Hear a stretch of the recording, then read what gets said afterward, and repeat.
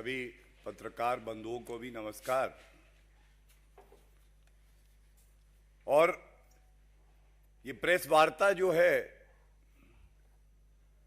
ये फिर से आपके पाप को उजागर करने के लिए की जा रही है। और ये कहना गलत नहीं होगा, आप सरकार की एक ही है खूबी, आप सरकार की एक ही है खूबी, पूरी तरह से ये भ्रष्टाचार में है डूबी। आप जानते हैं भारतीय जनता पार्टी ने इस मंच से और जो हमारी प्रदेश इकाई है उसने पुरजोर तरीके से अरविंद केजरीवाल जी का भ्रष्टाचार जो है उसको उजागर किया है।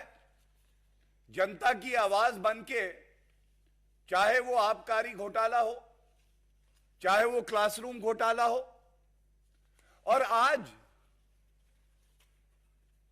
डीटीसी की जो बसेस हैं उसमें भी एलजी महोदय ने सीबीआई जांच की सिफारिश को स्वीकार करके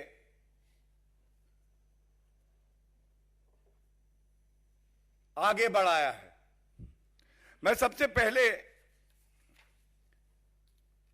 ये घोटाला है क्या, क्या अनियमितताएं पाई गई हैं और इन भ्रष्टाचारियों का मोडस ऑपरेंडी क्या रहता है, यह बताने का प्रयास करूंगा। दिल्ली की जनता सोच रही है कि आप अरविंद केजरीवाल जी का कोई भी मंत्रालय उठाइए तो उसमें भ्रष्टाचार मिलेगा, वसूली मिलेगी। Tailor making of contracts and tenders, ऐसा निविदा बनाओ कि जो हमारे चहेते मित्र हैं, जो गुलाबी गड्डियां अरविंद केजरीवाल की तिजोरी में वापस दे सके जनता के रुपए की, उन्हीं को टेंडर मिले। जो तथ्य सामने आए हैं, सबसे पहले शुरुआत करूंगा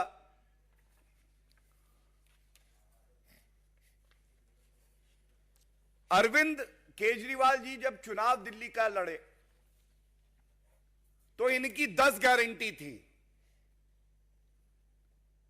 आज ये कहना गलत नहीं होगा, अरविंद केजरीवाल पर्याय बन गए हैं भ्रष्टाचार का, लूट खसोट का। और एक गारंटी है, अरविंद केजरीवाल है तो भ्रष्टाचार है। कहते थे कि दिल्ली में 11,000 से ज्यादा डीटीसी बस देंगे।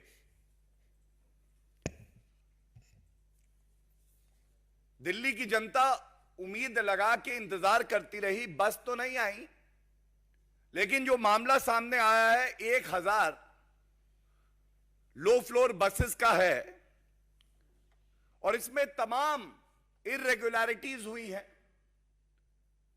यह पहली बार देखा गया ट्रांसपोर्ट मिनिस्टर कैलाश गहलोत, इनको बोर्ड का चेयरमैन बना दिया, जो एक अधिकारी होता था। अब पूछा जाएगा ये क्यों हुआ? सुविधा के लिए होता है ये।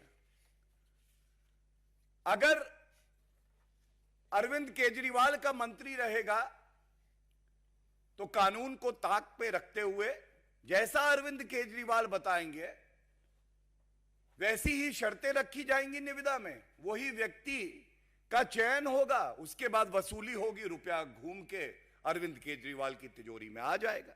तो पहली अनियमितता तो यह थी। और जनता को भटकाने के लिए ऐसा प्रतीत हो कि सब बड़ा ही पारदर्शी तरीके से हो रहा है, एक कंसल्टेंट जरूर बना देते हैं।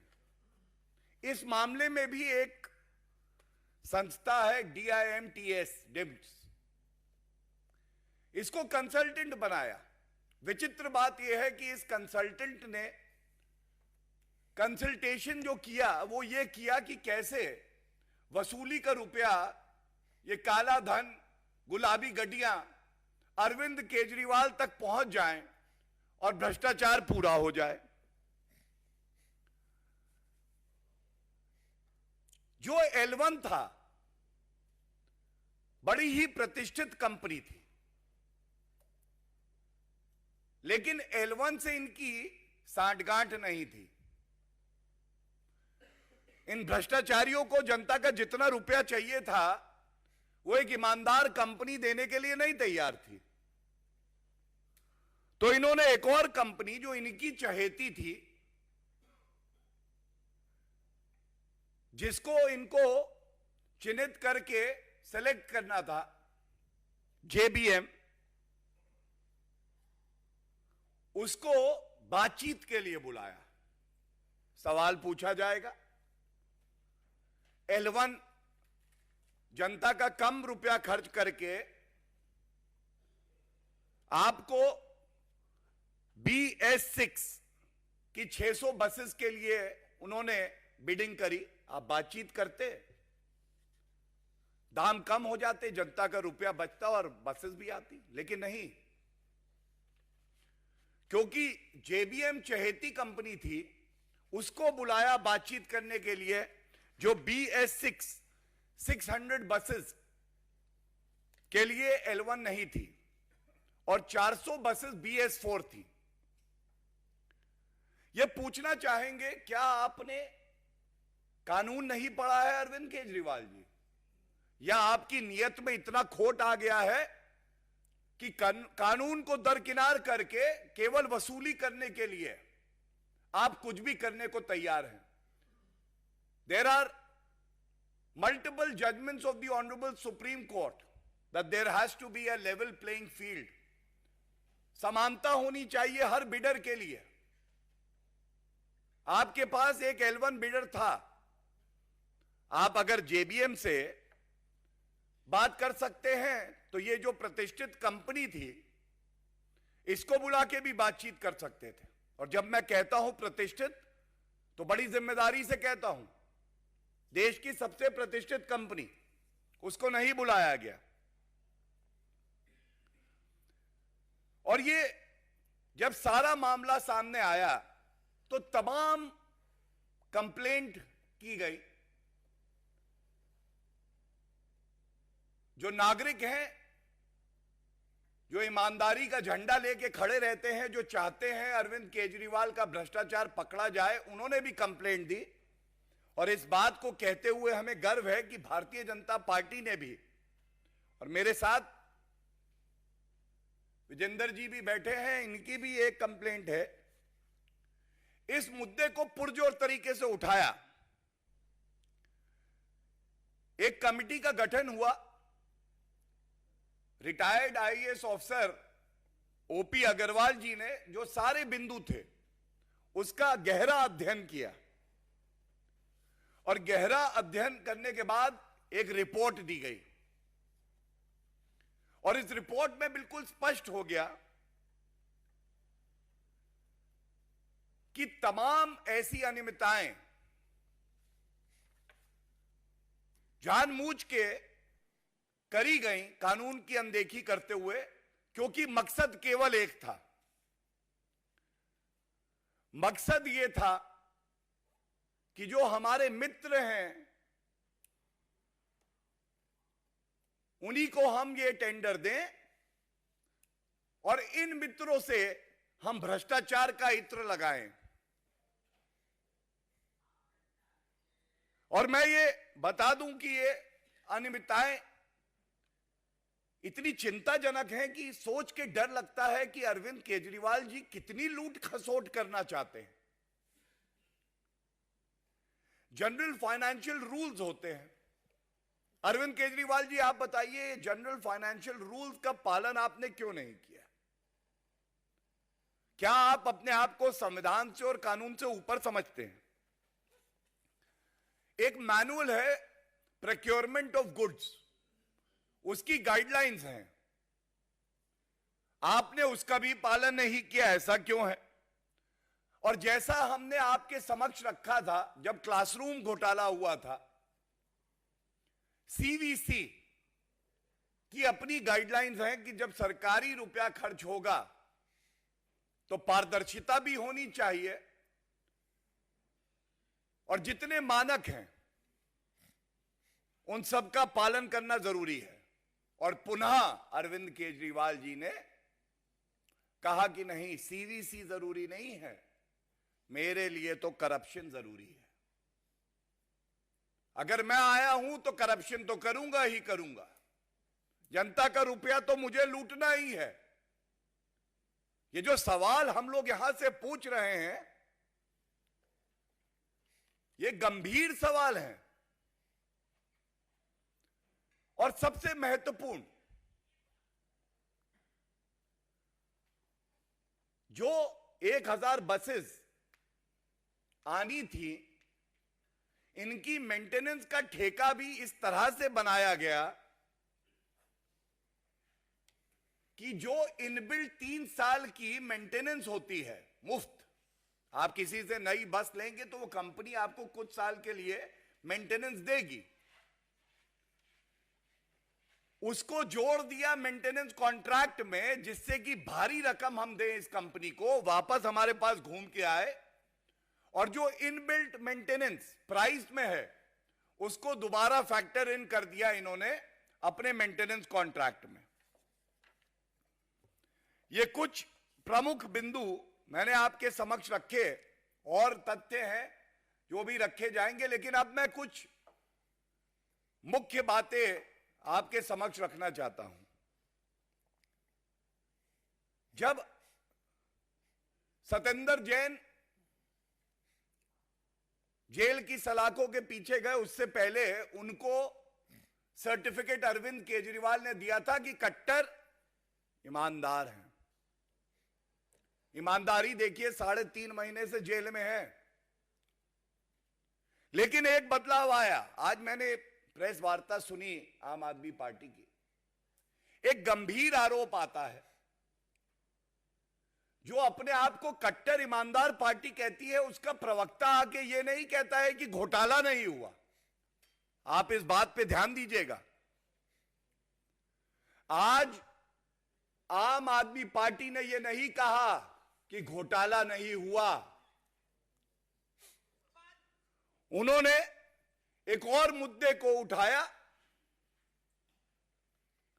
और जो उनका मूल चरित्र है कि मुख्य मुद्दे से भटका दो, सही काम को लटका दो, वही काम आज कर रहे थे। अगर आप मुख्य मुद्दे से भटकाएंगे तो मैं ये जरूर कहूंगा कि आप अगर लटकाना जानते हैं ना, तो जनता झटका देना जानती है। दूसरी प्रमुख बात जो उठाना चाहेंगे, आज यह भी नहीं कहा गया कि हम कट्टर ईमानदार हैं, और मजबूरी है जब एक के बाद एक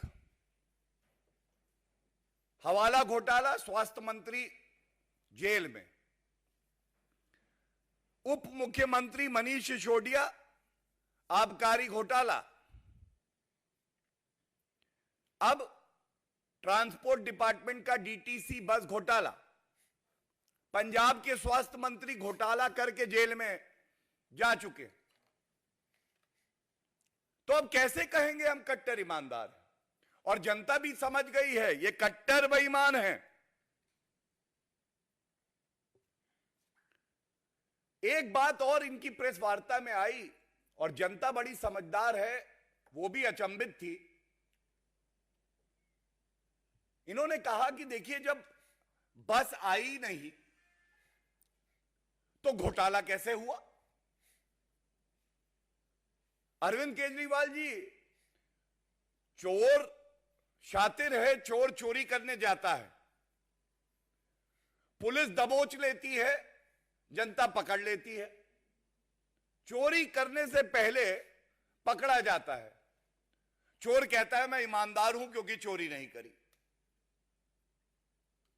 चोरी करने का प्रयास, मंशा जो आपकी है, और क्या यह सत्य नहीं है कि आपने शिकायत जब आई तो ये जो 1000 बसेस का जो टेंडर आपने अवॉर्ड किया था, इस पे रोक लगाई। ये तथ्य आपने जनता के बीच में क्यों नहीं रखा? अपनी तरफ से आप भ्रष्टाचार पूरा कर चुके थे, वसूली हो चुकी थी, काला धन आपकी तिजोरी में पहुंच चुका था। लेकिन जब एक मजबूत विपक्ष दिल्ली में भारतीय जनता पार्टी है और अपनी जिम्मेदारी का निर्वहन करके शिकायत करी, जनता की आवाज बनी, आप पे दबाव बना, आपको लगा हां हमारी चोरी पकड़ी गई है, तब आपने कहा ये जो अवार्ड दिया है बसेस का, इस पे रोक लगा दी जाए। अरविंद केजरीवाल जी, आपसे पूछना चाहेंगे, क्या यह तथ्य सही नहीं है? और आज यह जरूर आपसे पूछा जाना चाहिए, आप इधर उधर की बात मत करिए। आप हमें जो प्रश्न हम यहां से उठा रहे हैं उनका उत्तर जरूर दीजिए। आप ये बताइए, ऐसा क्यों है कि आपकी मोडस ऑपरेंडी सबसे पहला दोस्तों को बुलाओ, अरविंद केजरीवाल उन दोस्त से कहें तुम मुझे गुलाबी गड्डियां दो, मैं तुम्हें टेंडर दूंगा। उसके बाद ये जो चहेते हैं ये बैठते हैं अरविंद केजरीवाल जी के साथ। ये मोडस ऑपरेंडी का दूसरा कदम है। टेंडर दिल्ली की भ्रष्टाचारी सरकार में सरकार नहीं बनाती है, वो मित्र बनाते हैं। वो बताते हैं अरविंद केजरीवाल जी थोड़ा सा क्वालिटी कम हो जाए चलेगा, रुपया बढ़ा देते हैं आपका। कहीं ठीक है भाई। तो टेलर मेकिंग ऑफ टेंडर, काट छाट ऐसी करो कि कोई और ना क्वालिफाई करे, केवल मित्र ही आए। तीसरा, फिर केवल मित्रों को टेंडर जो है वो दे दिया जाता है, बाकी सब बाहर हो जाते हैं। जब टेंडर दिया जाता है तो वसूली भी पूरी हो जाती है, और जब वसूली पूरी हो जाती है तो दो उदाहरण दूंगा। आबकारी घोटाले में जब पकड़े गए तो वही नीति जो कह रहे थे अच्छी है उसको वापस ले लिया और यहां पे टेंडर दे के रोक लगा दी। ये क्या दर्शाता है कि जब चोर पकड़ा जाए तो कहे कि नहीं भाई गलती हो गई, माफ कर दीजिए। लेकिन चोरी तो की ना अरविंद केजरीवाल जी आपने। इसीलिए आज दिल्ली की जनता यह कह रही है, ऐसे मुख्यमंत्री को जिसके हर मंत्रालय में भ्रष्टाचार है, मुख्यमंत्री की कुर्सी पर बने रहने का कोई हक नहीं है। और हम ये उम्मीद करते हैं ये जो मुख्य बिंदु उठाए हैं इस पे अरविंद केजरीवाल जी जरूर उत्तर देंगे। धन्यवाद। मेरा आग्रह है माननीय आदेश गुप्ता जी से कि आपको संबोधित करें। माननीय आदेश जी। धन्यवाद संजय जी। सभी पत्रकार मित्रों को मेरा नमस्कार। अभी हमारे राष्ट्रीय प्रवक्ता गौरव जी ने बहुत सारे बिंदु इस बड़े भ्रष्टाचार के बारे में उठाए हैं।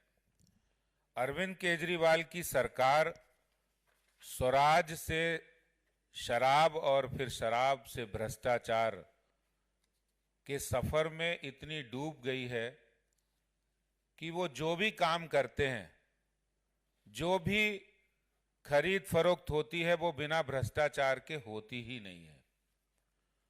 और जैसे कल जिस जांच के आदेश हुए डीटीसी बस खरीद के घोटाले में, वो इस कड़ी की एक नई फेहरिस्त बनी है। दिल्ली में 1000 बसों की खरीद का टेंडर होता है और वो टेंडर में बहुत सारी अनियमितताएं होती हैं। बसों की खरीद में अपनी चहेती कंपनी को फेवर करने के लिए टेंडर के नियमों का, प्रिक्योरमेंट के नियमों का, सीवीसी की गाइडलाइंस को धज्जियां उड़ाकर अपनी चहेती कंपनी को टेंडर दिया जाता है, ठेके दिए जाते हैं। उसमें जो हजारों करोड़ों रुपए का भ्रष्टाचार किया है, उससे ये बिल्कुल साफ लग रहा है कि अरविंद केजरीवाल सीवीसी नहीं मानते हैं। उनका एक ही काम करने का तरीका, उनके लिए सीवीसी गाइडलाइन नहीं है, उनके लिए है DCC, direct cash collection. Arvind Kejriwal हर टेंडर में, हर पॉलिसी में जो दिल्ली सरकार बनाती है, उसमें उनका एक ही उद्देश्य है, DCC, direct cash collection of आम आदमी पार्टी। और इसीलिए दिल्ली में जब से आई है, आप कर रही है रोज भ्रष्टाचार का पाप। दिल्ली में जब से आई है, आप कर रही है रोज भ्रष्टाचार का पाप। और इसीलिए कहते हैं कि आप नहीं पाप है, भ्रष्टाचार की बाप है, दिल्ली और देश की जनता के लिए अभिशाप है। और इसीलिए अरविंद केजरीवाल और इनकी पार्टी के नेता, जब से इनके खुलने लगे हैं काले कारनामे, तब से आप नेता लगे हैं बहुत घबराने। और घबराकर वो इधर उधर के मुद्दे उठा रहे हैं, इधर उधर की बातें कर रहे हैं। और इसीलिए दिल्ली की जनता ने ठाना है, आपको, दिल्ली की जनता ने ठाना है, आपका तोड़ना है झूठ और भ्रष्टाचार का ताना बाना है। आपका जो आम आदमी पार्टी के झूठ और भ्रष्टाचार का ताना बाना तोड़ने का जो संकल्प दिल्ली की जनता ने लिया है, जिस टेंडर की, जिस बसों की खरीद की वो लोग मना कर रहे हैं कि हमने तो बसें नहीं खरीदी, मैं उनसे पूछना चाहता हूं कि आपने शराब घोटाला किया था, नई शराब नीति बनाई थी, कह रहे थे बहुत अच्छी शराब नीति है, जैसे ही उसमें घोटाला सामने आए, सीबीआई की जांच हुई, वापस ले लिया। इसी तरह टेंडर किया 1000 बसों की खरीद की, घोटाला सामने आया, कमियां सामने आई, नियमों का उल्लंघन करके आपने कैलाश गहलोत जो परिवहन मंत्री, उनको बोर्ड का चेयरमैन बनाया। इसलिए बनाया कि हमारा फेवर हो सके, बोर्ड में टेंडर अप्रूव हो सके। और आपने उस घोटाला, उस जो टेंडर का घोटाला, खरीदी का घोटाला किया, जैसे ही घोटाला सामने आया टेंडर वापस ले लिया। तो एक नहीं अनेक घोटाले, लूट सामने आ रही है। और जब वो पकड़ी जा रही तो आप मुद्दे को भटकाने की बात कर रहे हैं। आज मैं ये कह सकता हूं कि ये डीटीसी का नया घोटाला भ्रष्टाचार की, आम आदमी पार्टी के भ्रष्टाचार की नई इबारत है, ये नई कहानी है। और अब ये स्पष्ट हो गया है, अरविंद केजरीवाल का मतलब हो गया है लूट, खजाने की लूट। अरविंद केजरीवाल माने भ्रष्टाचार, अरविंद केजरीवाल माने दिल्ली जल बोर्ड घोटाला, अरविंद केजरीवाल माने शराब का घोटाला, अरविंद केजरीवाल माने क्लासरूम घोटाला, अरविंद केजरीवाल माने डीटीसी बस घोटाला, और अरविंद केजरीवाल माने स्कीम से स्कैम, स्कीम बनाते हैं स्कैम के लिए। और अरविंद केजरीवाल माने इस्तेहार। अरविंद केजरीवाल का मतलब आज ये हो गया है कि काम में जीरो और प्रचार में हीरो। ये अरविंद केजरीवाल आज भ्रष्टाचार के इस मुकाम पर उन्होंने दिल्ली को लाकर खड़ा कर दिया कि कोई भी डिपार्टमेंट, कोई भी काम ऐसा छोड़ा नहीं जो बिना भ्रष्टाचार के आज आम आदमी पार्टी कर रही हो। और ये नया जो पुरानी जांच चल रही थी दिल्ली में डीटीसी बस की खरीद के घोटाले की, इस पर भी आम आदमी पार्टी निश्चित रूप से वो इधर उधर की बातें करेंगी, लेकिन भारतीय जनता पार्टी एक विपक्ष के नाते जनता की तरफ से पूछना चाहती है कि इस पर जो आपने घोटाला भ्रष्टाचार किया है, इस पर आपका क्या जवाब है। बहुत बहुत धन्यवाद। आग्रह होगा इसके खिलाफ निरंतर विधानसभा में आवाज उठाने वाले वरिष्ठ विधायक विजेंद्र गुप्ता जी से कि आपको संबोधित करें।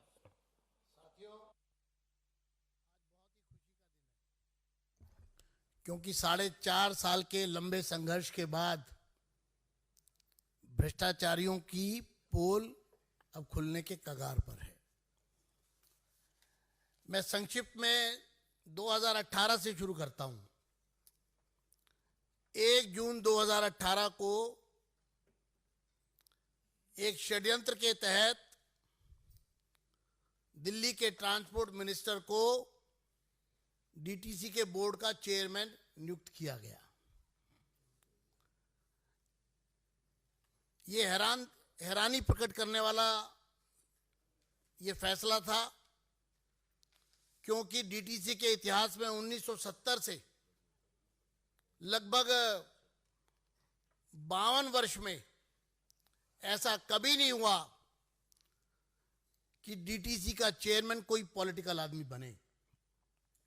लेकिन चूंकि भ्रष्टाचार की नींव रखी गई 1 जून 2018 को, ये जो 1000 लो फ्लोर बसेस खरीदने का मामला है, ये तभी से चल रहा है।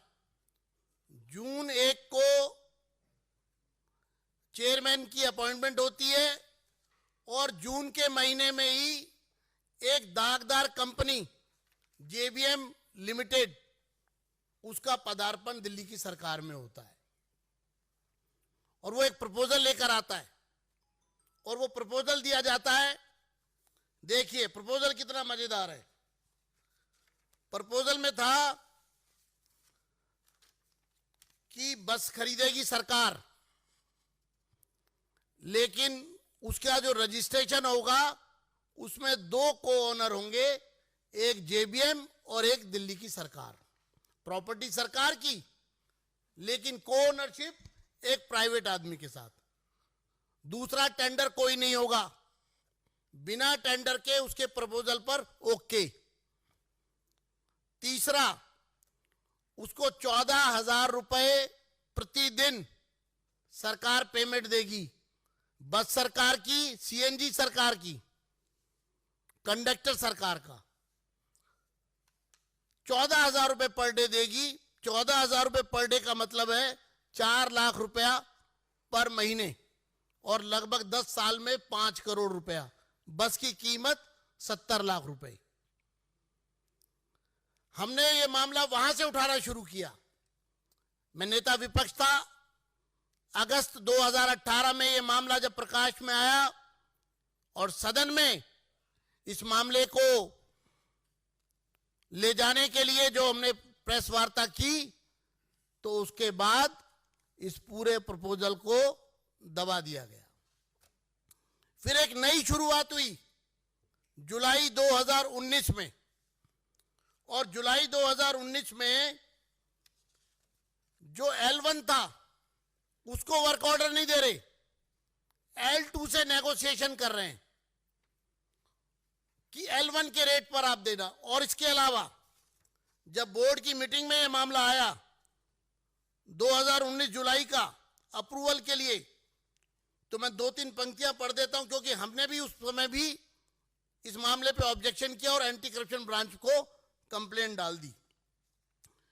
इसमें एडिशनल चीफ सेक्रेटरी मीटिंग में कहते हैं, made queries about the manner in which the tender has been dealt by the DTC and it was pointed out by her that this was one tender, but the DTC is processing the same as if there are 2 separate tenders for the BS4 and BS6. Tender एक, लेकिन उसको split कर दिया board की meeting में लाकर work order देते वक्त। उसके बाद अधिकारियों ने, मिनट्स की कॉपी है मेरे पास, जुलाई 19 में जो टेंडर हुआ उसकी मीटिंग जो हुई, बोर्ड मीटिंग, छठी बोर्ड मीटिंग 19 की 10/12/2019 को, उसमें पूरा एक वर्बेटम है कि किस तरह चीफ एडिशनल चीफ सेक्रेटरी ने उसका विरोध किया और बाद में लास्ट में ये तक कहा कि it was further informed by additional chief secretary transport that a request letter dated 27/11/19 has also been received from anti corruption branch government of NCT of Delhi for seeking prior approval of the competent authority under section 17A PC act 1988। यानी कि एक तरफ ACB जांच करने के लिए एक permission मांग रही है, चीफ सेक्रेटरी बता रहे हैं मीटिंग में, और पूरा हवाला दिया है कि ये पूरा गड़बड़ है, घोटाला है, गड़बड़ झाला है, ये हम जेबीएम को वर्क ऑर्डर नहीं दे सकते। लेकिन मंत्री का दबाव लगातार बना रहा और उसके बाद जब लगा कि मामला जमेगा नहीं तो उसके बाद उसको फिर ड्रॉप कर दिया। फिर एक शुरुआत की मार्च 2020 में, और मार्च 2020 में इन्होंने एक शुरुआत की और जनवरी 2021 को एक वर्क ऑर्डर इशू किया लगभग 4,500 करोड़ रुपए का, और उसमें स्कोप था 250 बसेस और बिना टेंडर के खरीदने का, जिसके भी वर्क ऑर्डर का पार्ट बना दिया गया और बाद में फिर अगली मीटिंग स्पेशल कॉल की गई, उसको विड्रॉ किया गया।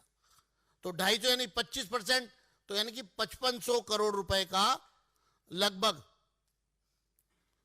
ये एक वर्क ऑर्डर। आपको मैं बताना चाहता हूं कि दिल्ली की सरकार के इतिहास में आज तक एक वर्क ऑर्डर, एक प्रोक्योरमेंट इन वन गो इतनी बड़ी कभी हुई ही नहीं थी। 5,000 करोड़ की प्रोक्योरमेंट एक साथ एक वर्क ऑर्डर में, ये एक बड़ा घोटाला, सबसे बड़ा टेंडर जिसमें सबसे बड़ा घोटाला। बस की कीमत 87 लाख रुपए, लेकिन उसकी एएमसी 4 गुना ज्यादा। बस की कीमत 870 करोड़ रुपए और एएमसी जो है वो 3500 करोड़ रुपए है। 45 रुपए पर किलोमीटर। जिस दिन नई बस सड़क पर उतरेगी, पहला किलोमीटर चलेगी, उस पर 45 रुपए पर किलोमीटर प्राइवेट बिडर को मिलेगा, प्राइवेट कंपनी को मिलेगा। अब आप समझिए कि बस सरकार की, ड्राइवर सरकार का, सीएनजी सरकार की, डिपो सरकार की, कंडक्टर सरकार का, सब कुछ सरकार का। बस भी सरकार ने खरीदी, लेकिन उसको धोने पहुंचने के नाम पर पहले किलोमीटर से 45 रुपए पर किलोमीटर, 200 किलोमीटर एवरेज एक डीटीसी बस पर डे चलती है, 9,000 रुपए पहले दिन एक बस पर, 1000 बस पर 90 लाख रुपए पहले दिन, पहले महीने में 27 करोड़ रुपए, और पहले साल में लगभग 350 करोड़ रुपया सिर्फ मेंटेनेंस का। बस की कुल कीमत 3 साल में, जब वारंटी पीरियड है 3 साल का, उसके अंदर अंदर बस की, उससे ज्यादा बस की कीमत कंपनी को दी जा रही थी।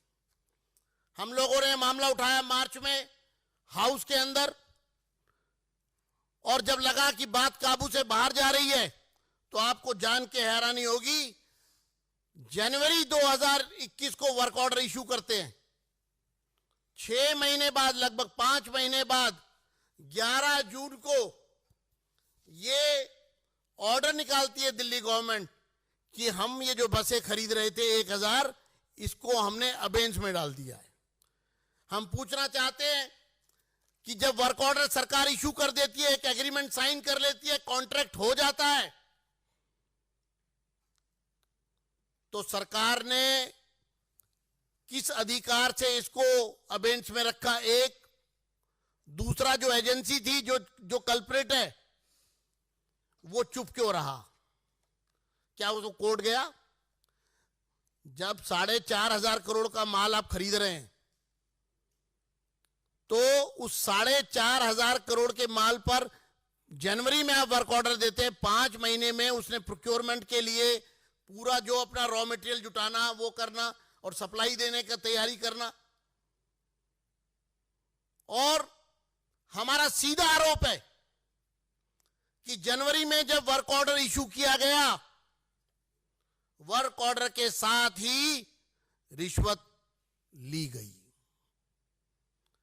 सरकार में वर्क ऑर्डर के साथ कैश, मोटा माल केजरीवाल के लोगों ने, केजरीवाल जी ने लिया वर्क ऑर्डर देने के बदले में। और जून में उस ऑर्डर को, वर्क ऑर्डर को अबेंच में डाल दिया। 16 जून 2021 को लेफ्टिनेंट गवर्नर ने एक कमेटी गठित की। उस कमेटी की रिपोर्ट में साफ रूप से यह आ गया कि एनुअल मेंटेनेंस कॉन्ट्रैक्ट में भारी घपला हुआ है, लेकिन मैनिपुलेशन की गई और क्लीन चिट का भ्रम पैदा करने की लोगों के बीच में कोशिश की गई। उसके बाद मामला सीबीआई को सौंप दिया गया 16 अगस्त 2021 को, और 21 सितंबर 2021 को सीबीआई ने प्राथमिकी दर्ज कर ली।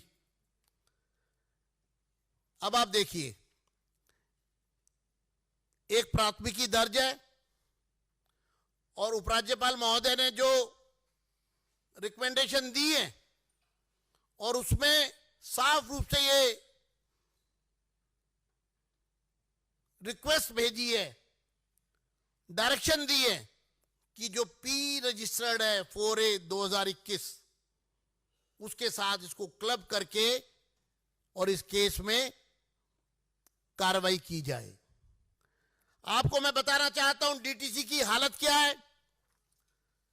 2014-15 में जब ये लोग आए थे तो डीटीसी का घाटा था 1019 करोड़ 36 लाख रुपए सालाना 2014-15 में। आज वो घाटा बढ़कर के लगभग 2200 करोड़ रुपए सालाना हो चुका है। डीटीसी 2200 करोड़ रुपए सालाना में नुकसान में, और ये घाटा लगातार बढ़ रहा है। आज डीटीसी के पास जितनी बसें डीटीसी की चल रही हैं, वो सारी बसें 7.5 लाख किलोमीटर से ज्यादा चली हुई है और 12 साल से ज्यादा पुरानी है, यानी कि कंडम बसें हैं। उनकी मेंटेनेंस पे आप जानते हैं, इन्होंने एक एग्रीमेंट किया जिसके मिनट्स मेरे पास हैं कि जो बसें एक्सपायर्ड हो गई हैं, जिनका टाइम पीरियड पूरा हो चुका है, जो 7.5 लाख किलोमीटर चल चुकी हैं, हर बस का 50 लाख रुपया मेंटेनेंस का कॉन्ट्रैक्ट किया है। 1000 बसेस पर 500 करोड़ रुपए की पेमेंट सरकार के खजाने से जा चुकी है 3 साल की मेंटेनेंस के लिए सिर्फ, और इतने में नॉन एसी बस आती है। तो साथियों, मैं इतना कहूंगा अंत में कि ये कोई छोटा मोटा घोटाला नहीं है, ये बहुत बड़ा घोटाला है जो इनके प्रवक्ता लोगों को गुमराह करने की कोशिश कर रहे हैं। मैं उनको खुली चुनौती देता हूं कि वो खुले मंच पर आकर हमसे बहस करें, लोगों के सामने आए, और जिस घोटाले में भ्रम पैदा कर रहे हैं, टेंडर तो हुआ ही नहीं, उसके वर्क ऑर्डर को अबेंच में रखा गया, कैंसिल नहीं किया गया है, वो भी आपके सामने है। धन्यवाद। आपके कोई प्रश्न हो तो पूछ सकते हैं। मोहित भट्ट।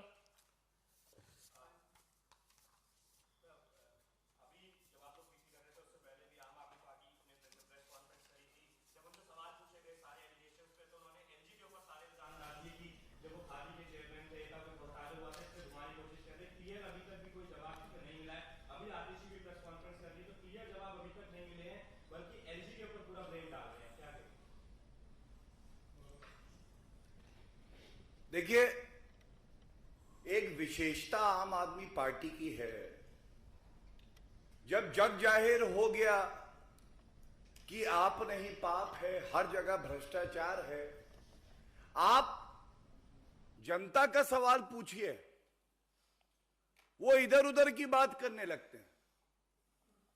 और मैं ज्यादा समय ना लूं, लेकिन एक बात जरूर कहूंगा, आबकारी घोटाले में विदेशी न्यूज़पेपर दिखाने लगते हैं, हमारे एमएलए को तोड़ा जा रहा है, तथ्य बाद में सामने आ जाते हैं। आज सच्चाई यह है कि दिल्ली की जनता को जो सुविधाएं मिलनी चाहिए थी उसमें आप घोटाला कर रहे थे, भ्रष्टाचार कर रहे थे, काली कमाई इकट्ठा कर रहे थे। और अरविंद केजरीवाल जी, आप मस्त रहे, जनता त्रस्त रहे, यही आपका उद्देश्य है, यही मकसद है। और कोई प्रश्न?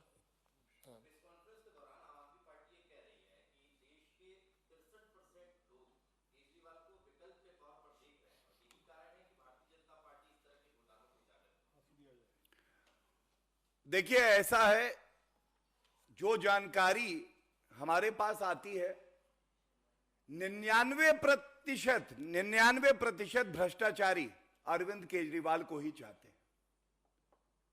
99%। उनको पता है, अरविंद केजरीवाल के साथ ड्राइंग रूम में बैठो, चाय पियो, निविदा खुद बनाओ, गुलाबी गड्डियां दो, टेंडर पाओ। लेकिन जनता की कौन सोच रहा है? भारतीय जनता पार्टी। और जनता की आवाज इतनी प्रखर, इतनी मजबूत कर देंगे कि अरविंद केजरीवाल भी खुद आके बोलेंगे कि आप कट्टर बेईमान है।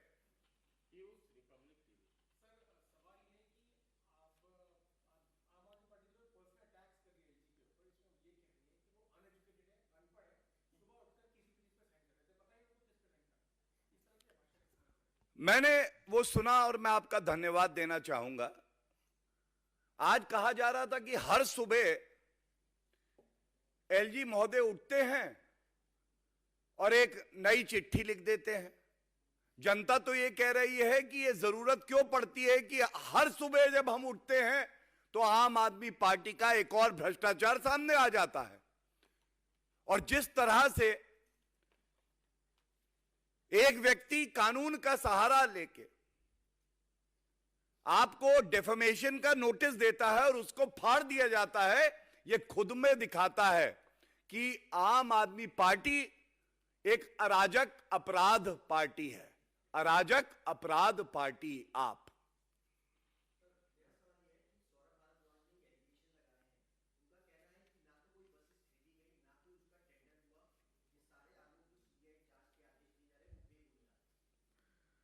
देखिए, जो प्रश्न इस मंच से उठा दिए गए हैं उसको दोबारा दोहराऊंगा नहीं।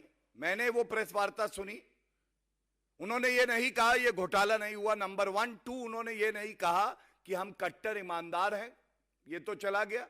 और तीसरी बात, चोर चोरी करने जाता है, पुलिस लपक लेती है, कहता है मैं चोरी तो नहीं कर पाया इसलिए ईमानदार हूं। ये कोई तर्क है? ये अरविंद केजरीवाल का तर्क है। और मैं फिर से कहूंगा, जनता ये जो लटका रहे हैं, भटका रहे हैं, जनता भी ऐसा झटका देगी, जिंदगी भर याद रखेंगे।